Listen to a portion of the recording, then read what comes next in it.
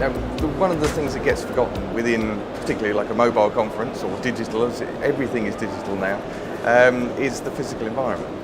Now, that physical environment is still massively important.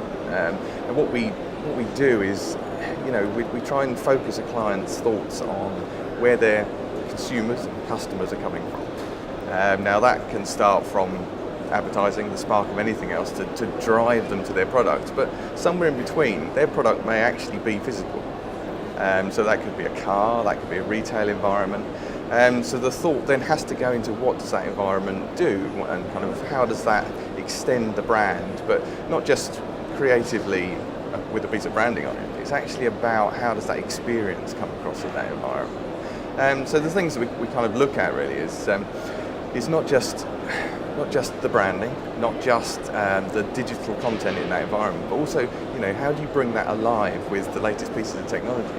So kind of what I really wanted to demonstrate was in particular how you can bring live events to life as well with pieces of digital content. So that could be apps, that could be kind of apps before the event that are supplied to an audience that then do something specifically to drive them to an arena or to somewhere for retail.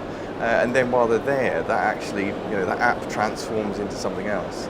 And that can be triggered by audio, visual, but actually what it does is it doesn't just add a piece of kind of distracting information while you're there. It adds to the whole event. So for instance, you could turn a whole audience at a live music event into one big screen. Okay, that sounds interesting but tricky, but actually the point is if you know where everyone is sitting, they're essentially assigned a pixel. They become part of that huge screen. So that, it's the equivalent, the modern equivalent of waving a lighter in the air and, everyone's got that smartphone in their pocket, but it's a great way to bring that to life.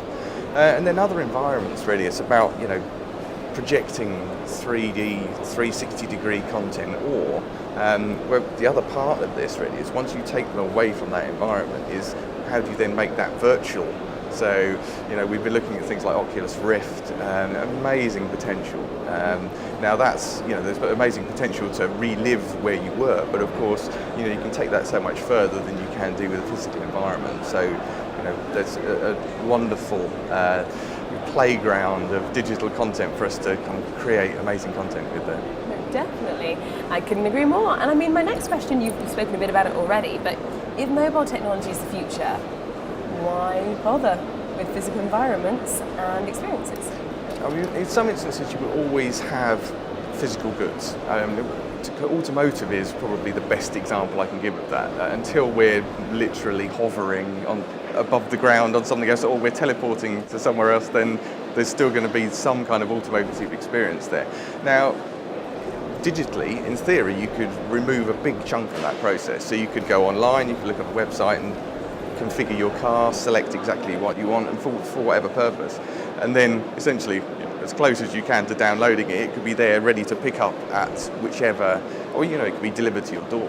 But the thing that's missing there is actually the kind of the door closing test and the tire kicking, which for a luxury brand is essential to bring that to life. But actually, when you're not a luxury brand, it's about changing misconceptions, preconceptions, whereas the thought may be that the cheaper brands, that handle could well come off in your hand.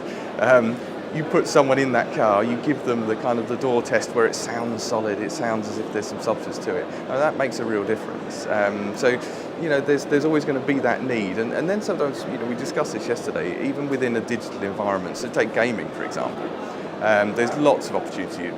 The majority, 90% of that gaming will take place virtually anyway. So, either with a smartphone, with a tablet, or something on their own. But actually, if you bring together maybe for a launch event, you bring together a bunch of gamers, the kind of the social ripple effect that you get from something like that, of bringing people together to actually play together, whereas they may only sit in a bedroom or on the train or with their commute.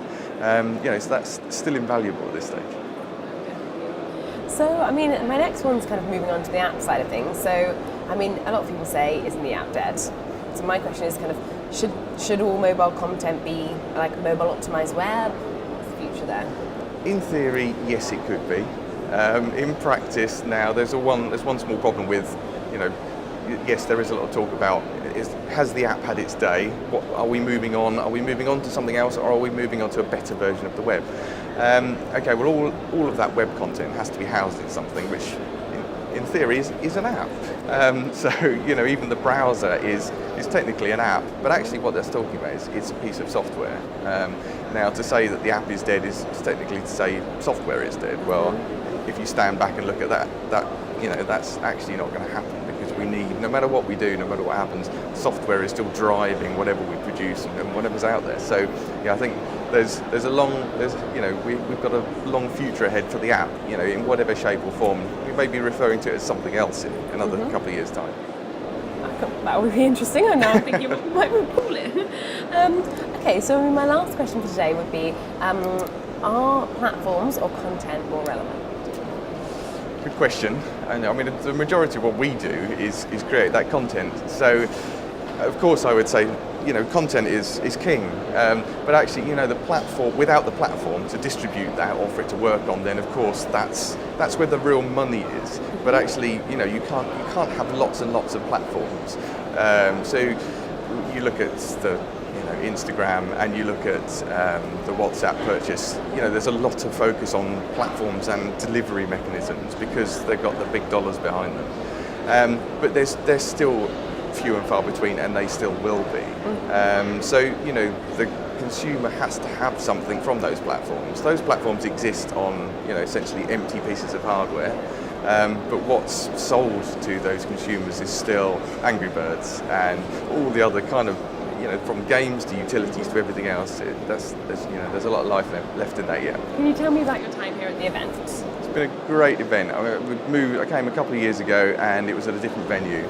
But the really noticeable thing this time has been the quality of speaker. Not, you know, self-side, but genuinely, I think it's been great, because the temptation with conferences quite often is to have lots of breakout events, and the fact that there was some real focus on this was mobile, this was the room to be in, this was the event.